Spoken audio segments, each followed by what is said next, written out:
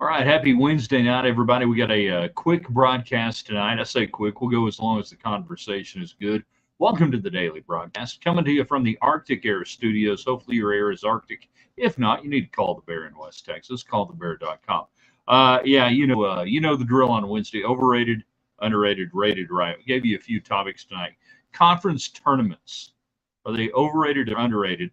We got Tech baseball to look at. It's sort of a quasi diamond talk brought to you by Thacker Jewelry in West Texas. Great sponsors, what we do. Uh, and then, of course, all the Western wear. Boot City, 1 money, 7 Mile outside the West Loop. Now, James is already in. The early arrivals. You tell us the audio is good, the video is good, the talking box is on. Thanks to United Supermarkets. All communications, all chat, all everything, whether you're on Facebook, on YouTube, or what is the other thing? Twitter or X. United Supermarkets at Market Street taking care of it. Indeed, Damon, the talking box is on. So we've got Tech baseball to talk about. They pushed. I'm gonna blow the line for love of the game.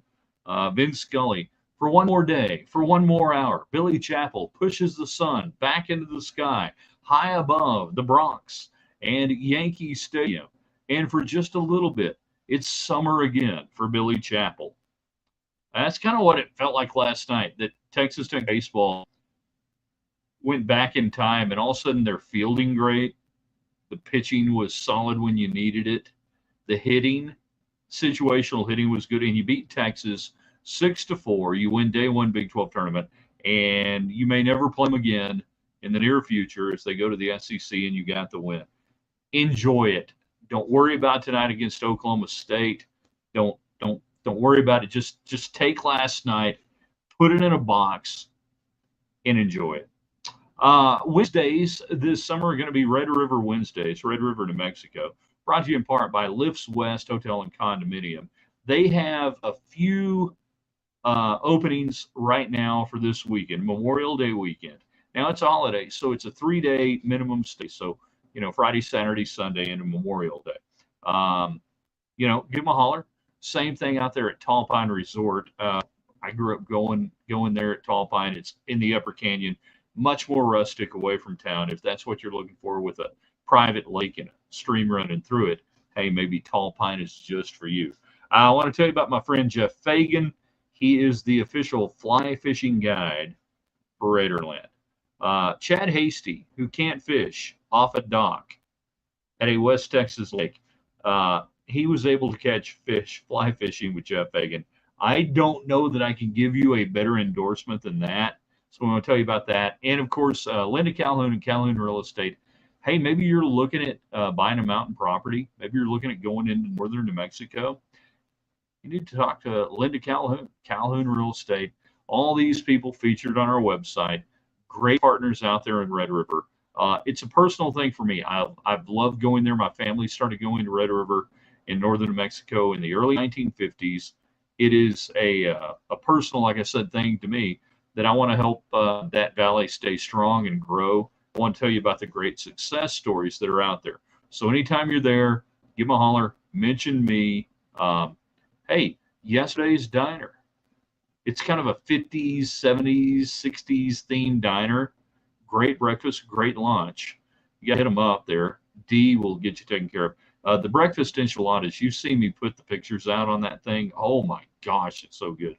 But now they're even doing they're even able to do and staff for supper now at yesterday's diner. So tell D when you're out there, when you go up to Red River, hey, I want what Hyatt gets. I think it's grandmother's enchiladas or whatever they call it. It's breakfast enchiladas, 2 eggs on top. Easy. That's what you want. All right, let's talk a little baseball. Let's get your thoughts on what happened last night, what may happen from here. No doubt Texas Tech still has to win the Big 12 tournament to get into the NCAA tournament. Nothing fundamentally changed with the win over Texas last night other than you felt good and you like to see Texas Tech play baseball, and that's great. And Kyle Robinson pitched his guts out, 105 pitches. You came back after that. Rogers and Sanders did what they needed to do. Short leash on Lysick, as you would expect in that situation. But this may have been one of the most complete games that Texas Tech baseball has played this year. You get the Big home runs during the game. You got in the fourth. Hold on a second. Yeah, got the shot there in the fourth with Austin Green, and then McGee homers to left field, and Cash scores. So you get your 6-4 win. In between, and yes, it was a late night, and we struggled mightily keeping up with everything. In between, this team just played good, clean baseball. We've thought that they were capable of doing it for most of the year. And even if it was only just one night, if you got that against Texas, and that's the only time you got it, and maybe there are rumblings down there in Austin that they might be looking at making a change, and we're paying attention to the Big 12 tournament today, and Texas right now is down to Cincinnati 4-3. Yeah. By the way, TCU losing today to Oklahoma 4-0, and then Kansas State beats West Virginia 8-4. Randy Macy, the career is done at West Virginia. I have no thoughts on that. Yeah, pay attention to what's going on in Austin, Tech people. You might be surprised on some of the things you might be hearing over the next week or two. Well, 2 weeks probably, because they're going to get in the NCAA tournament, even if they go, as Mark Finger used to say, 2 and Q, homie. 0-2, 2 and barbecue, 2 and Q.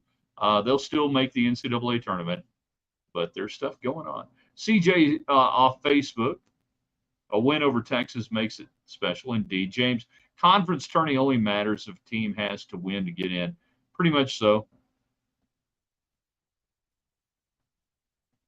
We talked about it before. The coaches hate the conference tournaments. They don't want to play it. Therefore, the good teams, they don't tank. They just don't do anything extra to win. The bad teams know if we got to win to get in, we got to win the whole thing. And it was reinforced a couple of years ago, when West Virginia, I think, went to the finals, and they were a bubble team, a legit bubble team, like first 4 in, last 4 in, first 4 out, didn't get in, played to the finals. It don't matter. The NCAA committee, the selection committee, here's what the coaches say, and we don't care about this. So the only way you can get in if you're Tech is to actually win the thing. That's it. That's the only time it matters. Most of the seeding is 100% decided, and we go from there. Chris says, but we could miss out on all these Big 12 hot dogs. Yes, the themed hot dogs. And this is part of the Brett Yormark. We're going to make the Big 12 hip, cool, and everything. We're going to have signature food items at the Big 12 basketball tournament and the Big 12 baseball tournament, and we're going to do this. Texas is like some sort of a fried cheese deal. Is it like a thing to Spankies or something? I don't know. I saw some of the other ones. They just don't look appealing at all. But hey, good on you trying to do something for a tournament that if they never played it again, I would be in favor of it. How many Big 12 teams are going to get in? I don't have the D1 projection in front of me. I think they'll go 6 deep this year. You got OU. Hold on a second. Give me like half a second, and I'll give you exactly what I think. So OU, Oklahoma State, and I still don't buy the fact that both of those can host one or the other, and they bumped OU up to 16 on the RPI, so they're probably in a little better spot maybe. Oklahoma State at 17. They've moved them both into the top 18, almost top 16. And they've tried to make a case for both hosting. We'll see. Part of it is nobody out west can host, so you get into a regional deal. So let's say they're definitely both locked in. They're definitely both going to host. After that, Texas is going to be in. You go down TCU at 37 on the RPI is probably going to get in. I think they're going to get in. I think we feel safe on that. Texas at 43 is going to be in because of where they finished in the conference. And then Kansas State. So what is that? 1, 2, 3, 4, 5. Am I missing? I think 5 or 6. Who am I missing? I feel like I'm leaving somebody out. West Virginia, I don't think is going to get in. I think they're done.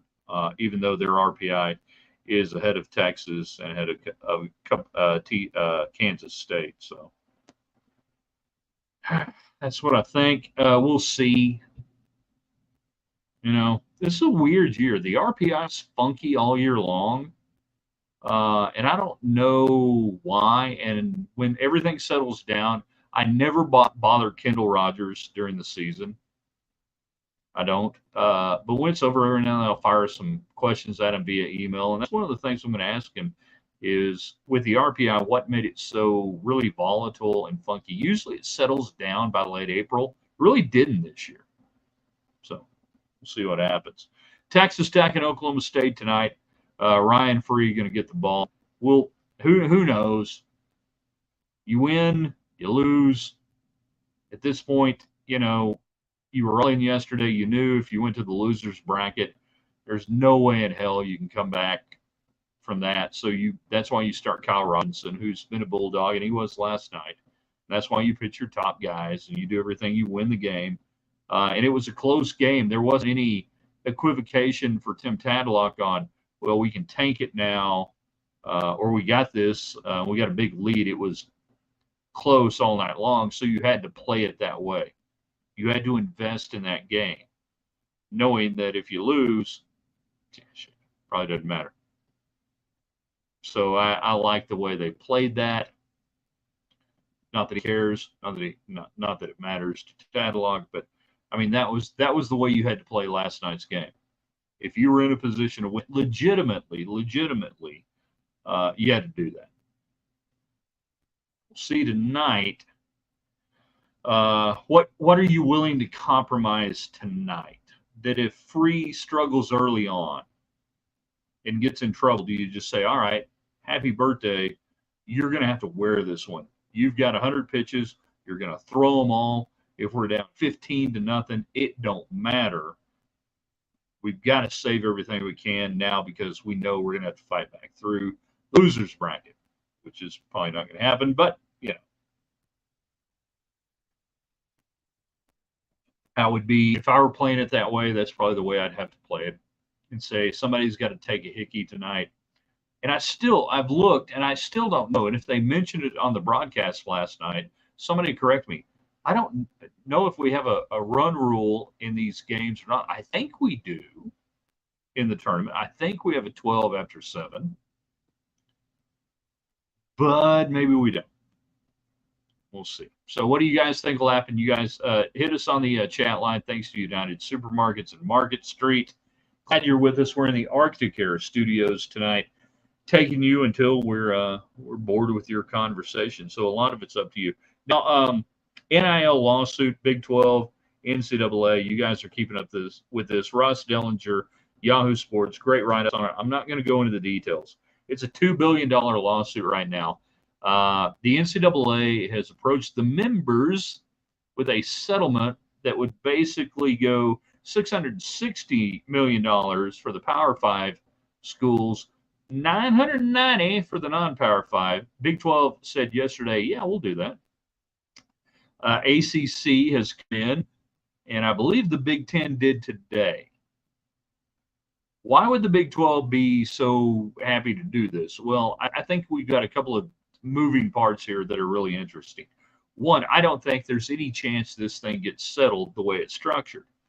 So if you're a conference, if you're the Big 12, and there may be members and institutions and presidents and ADs saying, yeah, let's do it now at $2 billion before it's $31 billion.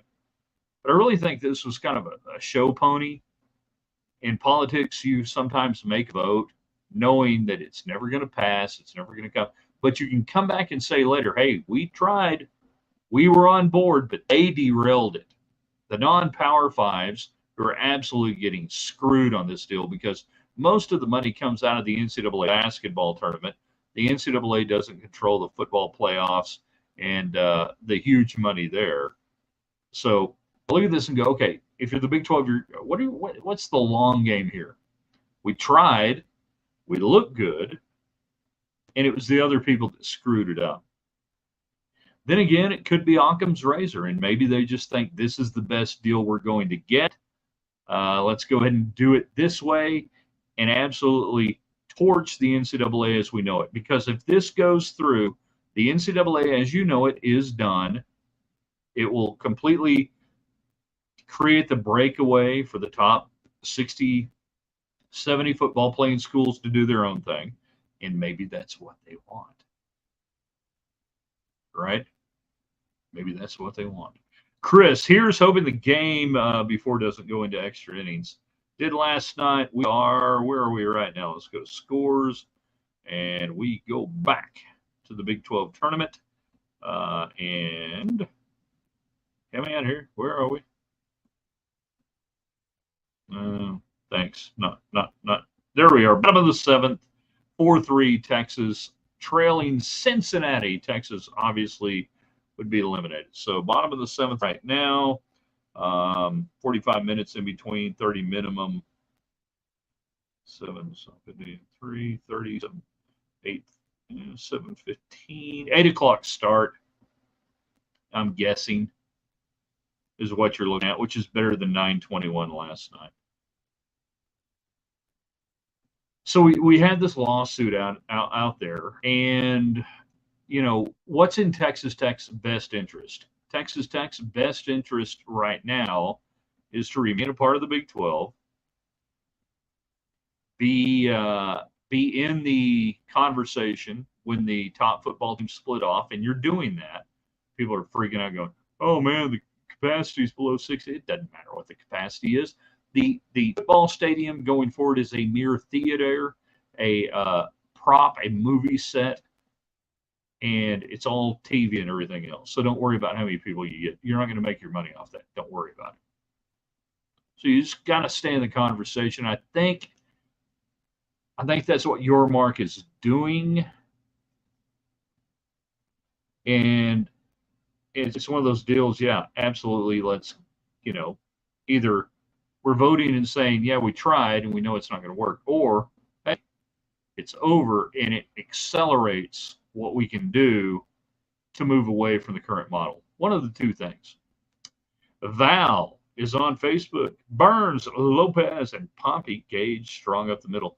Yeah, ain't nothing wrong with when they play well. When they play well up the middle, I don't think Burns is going to be a huge part of the puzzle going forward. He's going to have to make a decision. Now, maybe he will, and I would advise him, son, I think your future lies in baseball and not football. And I would say if you want to be a part of this, you need to be 100% baseball. But beyond that, yeah, Lopez and Pompey, TJ Pompey, it's going to be good. And you got him for a couple of years unless he leaves, and people leave. Yes, they do. And whenever this season is over, get ready for a huge turnover in this roster. There are a lot of players on here that aren't good enough to be major contributors at a major Big 12 D1 program. You missed. You went out, you recruited a bunch of guys, and they're not good enough. The transfer portal and NIL now allows you to get old and stay old with pitching, just like basketball. Get old, stay old. And I think the menu going forward for Texas Tech is going to be, we're going to have a bunch of old pitchers that maybe have pitched a couple of different places and prove that they've been promoted up to Big 12 and they're good enough to do that. We got 21, 22-year-old guys that can make it happen. You can't develop pitchers anymore, and actually you never could. The idea of developing players at the Big 12 at the high level baseball, no, you don't have that luxury. They got to go out and they got to play. They got to win right now. I don't have time to develop you. If you need to develop, you should go to a minor league baseball program where they can trot you out every day as a player or every other few days as a pitcher. And it doesn't matter who wins or loses, we're developing you. That's what minor league baseball does. College baseball, you have to win games or you get fired. People get mad. And when I say that college baseball, you can't develop players, some people are like, oh, you're stupid. You don't get it. You don't understand. I understand stupid people. I truly do. I've dealt with them for decades and decades working in the media. But in college baseball, you cannot develop. So you're going to have to look at a roster going into next year of guys that are 100% ready to play right now at the Big 12 level. I don't have time to develop you. You have to play right now. That means for me on the pitching front, I want older guys that have been around. Hitting, that's a little different. I can take the high school guy. I can take the TJ Pompey. I can take the guys that are highly rated, and I'll let you grow a little bit. I mean, he's not been bad.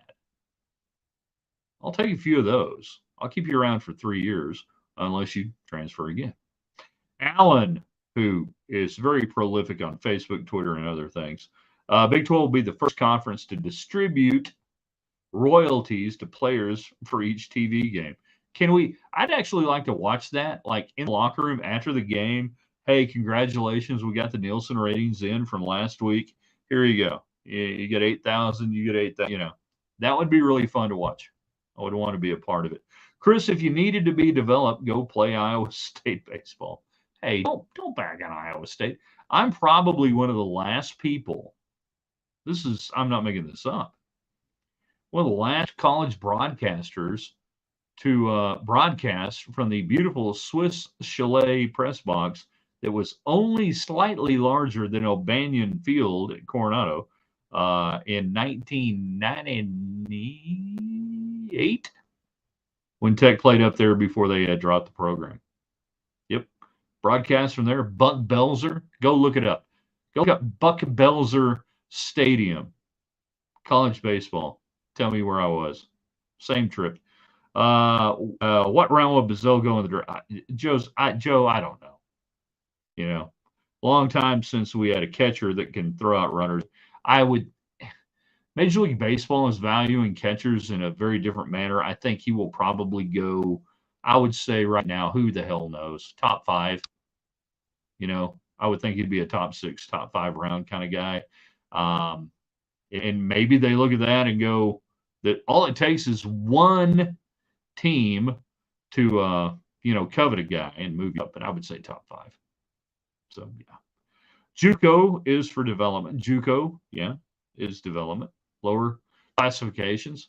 You may see a school like LCU taking on Angelo State this weekend at Hayes Field for the right to go to North Carolina for the D2 College World Series.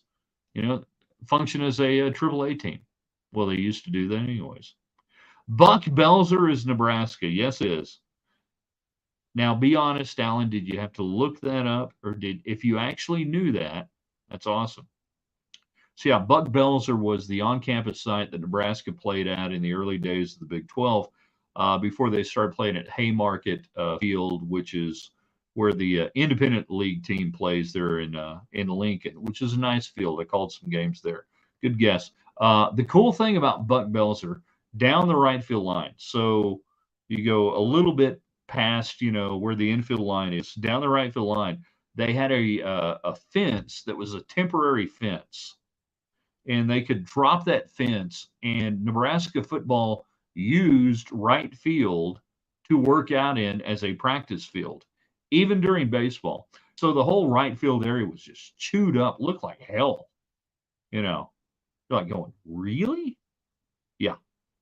The fence was temporary. They would bring over football players. They'd work out there in right field. And Dr. Tom Osborne told whoever the baseball coach was, suck it. Deal with it. That's what we're going to do.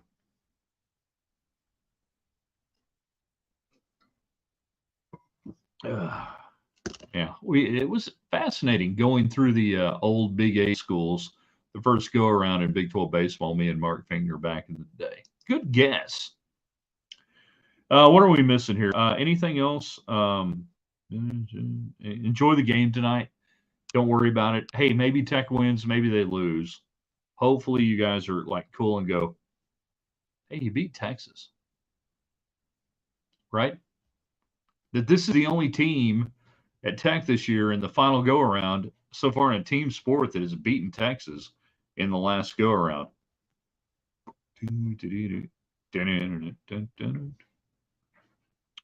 See where we are here. Oh, that can't be right. Checking out scores. 4-3, bottom of the 7th. I'm going to go to the box score on this one. Cincinnati and Texas. I don't know that that's factual. Then again, I don't know. Oh, it took me to the Big 12 site. Getting ready. All right, there we go. Top of the 8th now. 2 2 on, and nobody out. So you see, pardon me, Cincinnati threatening to score again, leading 4-3. Pay attention, boys and girls, to Austin, the head baseball coaching position over the next couple of weeks. And when a name like Tim Tadlock starts coming up again in discussion, be ready for it. Be ready for it. Because I will not be surprised if CDC makes a move. Well, they're finishing third. They're gonna no. There's stuff going on there. So pay attention to that. And we'll see what plays out over the next week or two on that. Chris, I'm just enjoying the baseball that's left to play. Yeah, and hold on a second. I got it. There we go. Whatever it went. Being bitten by a scorpion or something back there. We have to go back to 2015, the last time Tech wasn't in the NCAA tournament. They probably won't be in this year. Can you just sit back and be a fan, or do you tune out? That's the real test of whether you're a college baseball fan or you're a Tech baseball fan. And that's where football guy disappears. Yeah, Tech's out on paying attention. Saw it for years with Lady Raider basketball. We had a lot of Lady Raider basketball fans in Lick that fashioned themselves as women's basketball fans. No, they really weren't. They were Lady Raider fans. They really didn't care about women's basketball. I saw that firsthand a couple of times with NCAA tournament games that were being staged here. That they wanted to have people think, oh, great women's basketball town. No, it's a winter's town. That's what Lubbock is. Lubbock, just like Dallas, just like the Metroplex, just like most places, it's a winter's town. Ain't no shame in the game on that. I get it, I understand. But don't try to tell yourself something you aren't. Dallas is a winner's town. When your teams win, people go. When they don't, they don't. For the most part, except for the Cowboys, which is just a bunch of, that's a different deal for a different time. We will be with you in the morning on the website, theraiderland.com, either or Thursday. Hope you will go back to the website. Overrated, underrated, rated right. I give you 3 things to sound off on. We're not what we call it, a message board, but I enjoy getting the comments, and I feel like I've probably over the years maybe kept people from commenting by not, by positioning it away from that. I feel bad. I really do want to hear what you think. So you guys who watch this broadcast, jump on here. Every one of you who jumps on and makes a comment, that will help other people see it. So I would really appreciate it. Even if you don't have anything intelligent to say, just jumping on there every day, fire away a comment, get in there. That'll be good. That'll give other people kind of permission to say, well, so-and-so did it. I guess we can do that. That'll be good. We also love bringing you the hot links every day. I slave over a hot stove of internet trying to find cool stuff that I think you guys will like. I just need a little pat on the back sometimes, right? Just a little something, just a little, hey, thanks for doing it. Not asking much.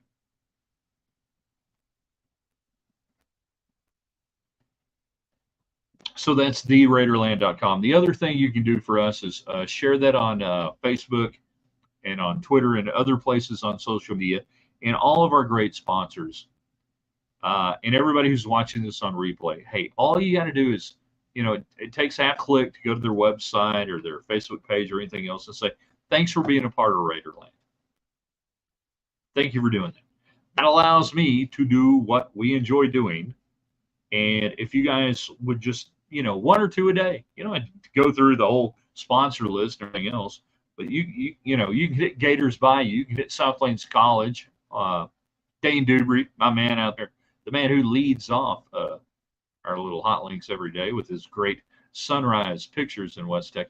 If you can just take a half a second to do that, that's how these things happen. And I would say this for other sites, for other media outlets that you enjoy, not just me. Take half a second and do that. It means so much. Not just me, but anybody else. David Collier. There's bound to be a sponsor that actually, sponsors like David Collier and KMEC 28. There's bound to be something. Just, hey, say thanks. Now I have to hit the in-stream deal on this. It's always awkward. We never know what's going to happen when we do it. We hit the in-stream. Then it says, in-stream? Question? Yes. Yes, we're going to do it. All right, we'll see you guys in the morning, theraiderland.com.